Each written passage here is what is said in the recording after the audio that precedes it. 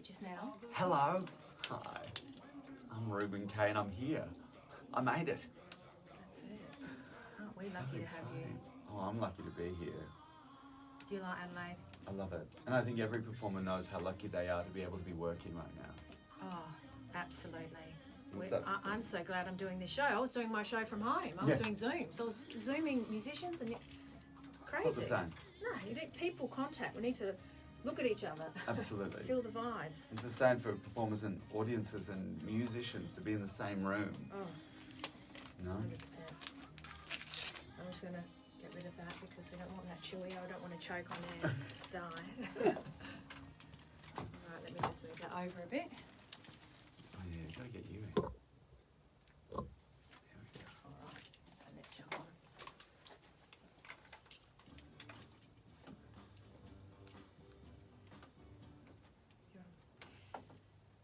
Thanks for tuning in to PBFM. We've got Reuben Kaye joining us. Welcome. It is a pleasure to be here. Thank you for having me. Good to meet you. Now, I did see your show the other day. Fantastic. The Reuben Kaye show at the Wonderland Spiegel Tent Festival Hut. Fantastic. Yeah, it's a beautiful venue. I'm very lucky to be able to be in a gorgeous venue like a Spiegel tent, which has its own bar, it has its own world, it has its own food. It's just in the middle of Hindmarsh Square. You wouldn't think, because everyone thinks that the Fringe happens down there at the Gardens, and that's where the majority of it happens. But then there's this little oasis in Hindmarsh Square where I get to sit there and get to share with a whole bunch of other amazing performers.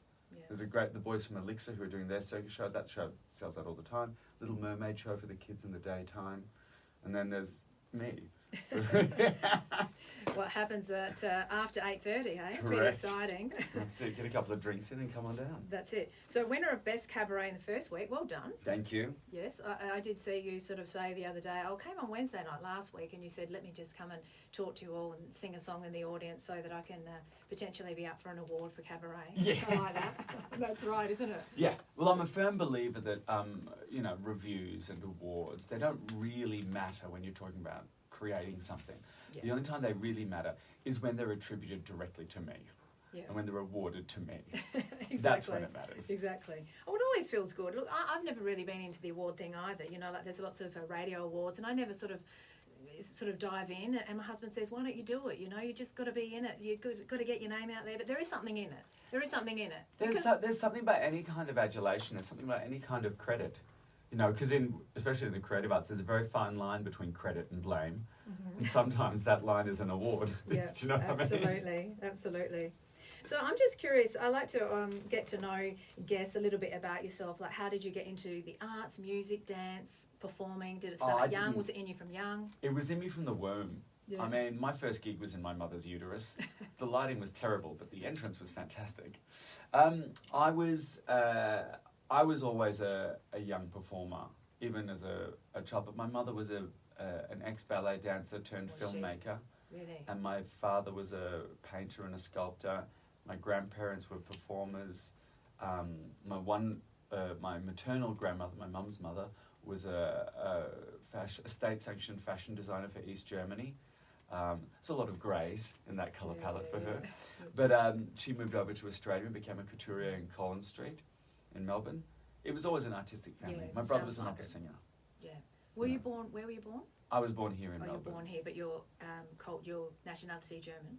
Well, Mum's German. Mum escaped East Berlin, and Dad was born in Paris as they got out of Russia. Right. So it's a big European family. Yeah. And I think that's a really Australian story. You know, these generation of children who are born into Australia, but with an absolutely European background. That's right.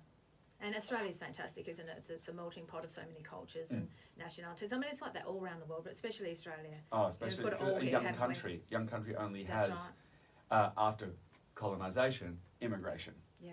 You know. Absolutely, absolutely. So you're halfway through. You've done, is it 15 shows? Oh no, 15 shows of this that I've got in front of me. It is an amount of shows. I do not know what amount of shows I've done. I don't know what week it is. I don't know what day it is. That's it. I'm just getting through, but it's this amazing halfway ride. Through. You're halfway through the Fringe. Halfway through. Fringe is one of those amazing rides for performers because it is equal parts emotional and physical. And whenever physically you feel like you might be lagging, which happens because it's just punishing schedules, emotionally you get brought back up. And often when you're emotionally feel like, oh God, I'm kind of down, there's something physically in you that goes, oh, I've got to keep going. Yeah, exactly. Because you've got to get to the end. It is this sort of amazing marathon. It's a lot that you're doing. Well, if you come straight from Perth Fringe as well, it's that whole sequence. Yeah, I saw that. You haven't really stopped. I mean, you stopped from when we were locked down. I stopped and for a year. You were in quarantine. Well, were you, exactly. And actually before that as well, because in October of 2019, before the pandemic hit, I went in for sinus surgery and the breathing tube sliced into my larynx, and I ended up not speaking for 3 months because my vocal cords started hemorrhaging. They made a big boo-boo. It's just a risk that happens in surgery. Oh, they said that could happen. It's not really something, it's a risk that can happen. It's rare. But it happened to me, and then I had to have another surgery to fix it. I was meant to be here last year. No. Yeah. I was meant to be here last year performing, and that's what happened. And I just, just as I got my voice back in February when I started talking again, I was ready to come to Australia and start Comedy Festival in Melbourne. Landed on March 11th. What a great day to land in Australia, because March 12th, March 13th, everything locked down. So I spent this year in Melbourne, Melbourne's most livable city, Australia's most livable city. Well, it better be. It's fantastic, isn't it, Melbourne? Well, okay. I've got a lot of family and friends in Melbourne, so I won't bag it, but not so much now. Yeah, not so much now. Finally, we have a reason to wear black and look depressed. Doesn't matter, exactly, absolutely. So what were you doing? You were on the top of, you were doing something just before you got here with Heather. Yeah, I was, what was I doing? I was doing the stadium walk on top of the Adelaide Oval, which I believe is some kind of sporting ground, which seems a real waste of that real estate. They could put up an ice rink or something artistic, or a theatre. And we took some lovely photos up there with huge swathes of pink material, pink for Fringe, and me in pink. I'm wearing a full face of makeup now, if you can't see. Yeah, it's absolutely gorgeous. With a singlet and short shorts, by the way. Just completing that real butch Australian aesthetic. Standing there with the Australian flag, looking very patriotic. And we'll probably tag Scott Morrison in some of those photos too. Yeah, why don't you? Isn't he great? Isn't it great?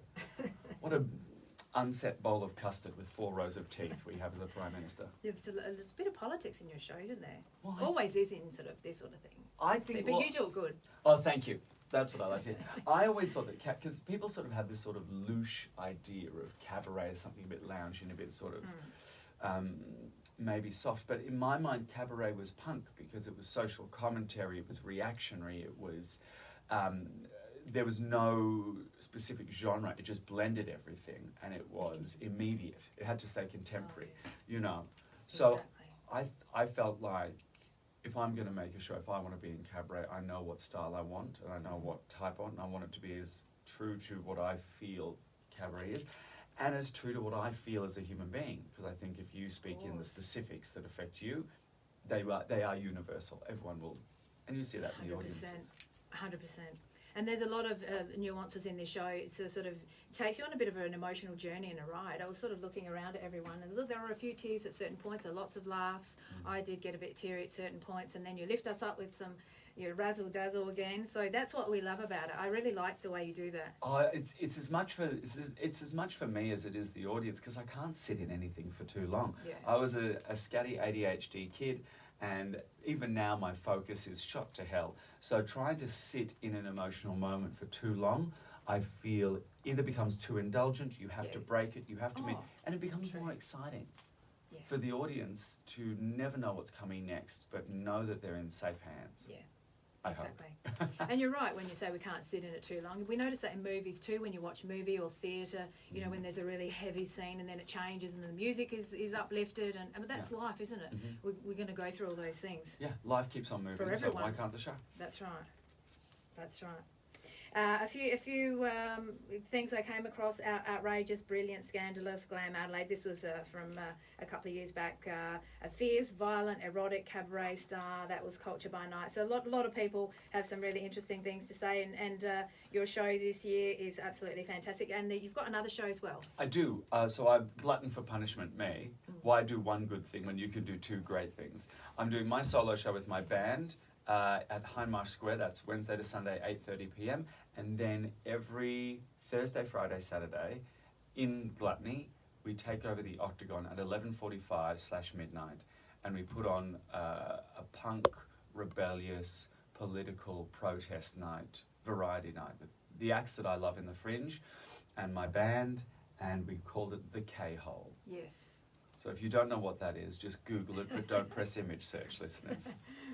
And how long's that for? That is every Thursday, Friday, Saturday of the Fringe. For 1 hour? So for the next 3... what the duration is. Sorry, this should be The more duration, specific.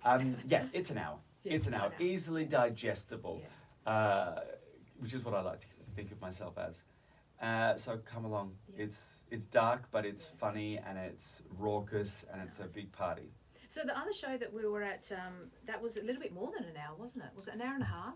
It was. It's billed as a 75-minute show. Yeah. It should be a 75-minute show, but sometimes if the audience is there and the audience is good and they give me material, because you see how much. Yeah, they do. I feed off a lot of the audience. Yes, That's what. I see. For me, even now, there's certain parts of the show that are very scripted, and then there's certain parts of the show which is playtime. And for me, it's about knowing what the deck of cards are and reshuffling them every night for the specific audience. Yeah. Because I'm a firm believer that I'm different every night. I feel 100%. the audience is a new combination of people every night. There are so many variables every night. I don't have the discipline to do the same thing every night by rote. I need to feel a sense of community and interaction, and even if that is just me telling jokes in different orders and weaving them differently, I want to make sure that is as exciting and new and spontaneous as possible. That's right. And it makes sense, because to do something the same time all the time, I know that's the acting thing, and you're not doing a movie or anything, you're not an actor, but the performance thing, to do the same thing all the time, it doesn't make sense, because you're giving your soul. I mean, in some There's moments. something very real about and true about the story that I'm telling. Yeah. Which is all based from my own life and fact. So I want to feel like there is a pulse to it, and I never want to feel that any of it's stale. Yeah. If that makes sense. So it has been a little bit different, because I've seen a couple of different snippets a lot on social media, and I thought, oh, he wasn't you didn't do that then. No, it's very. But I like that. You get something new every night. It feels like what we had was just for us. That's because it was. In certain points, yeah. That's because it was, and it is. Every night the show you're doing is for the audience. Joan Rivers, who's one of my idols, I think a lot of comedians' idols, she had this amazing moment at her shows where at the end of it, even when she was in her 80s, she would say, it's been a pleasure working for you.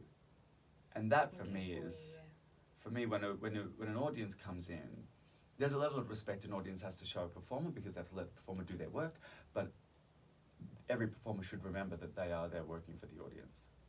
And I want to feel, that's why I'm valuing working so much now.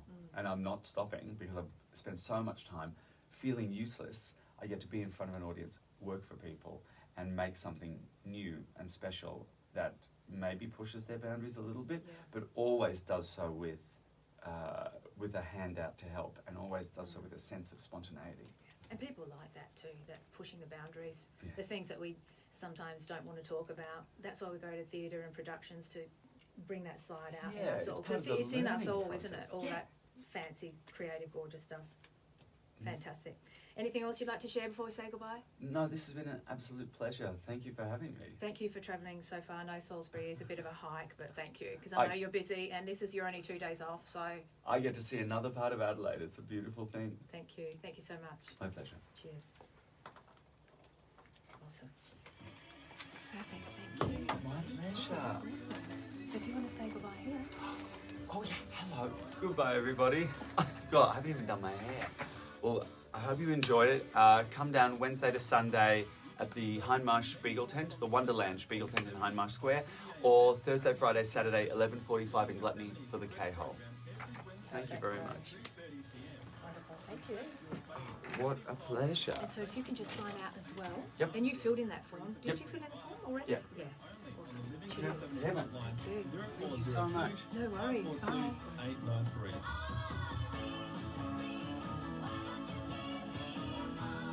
Living in the 70s, Adelaide Radio's biggest 70s request program on PBA FM at 9.7.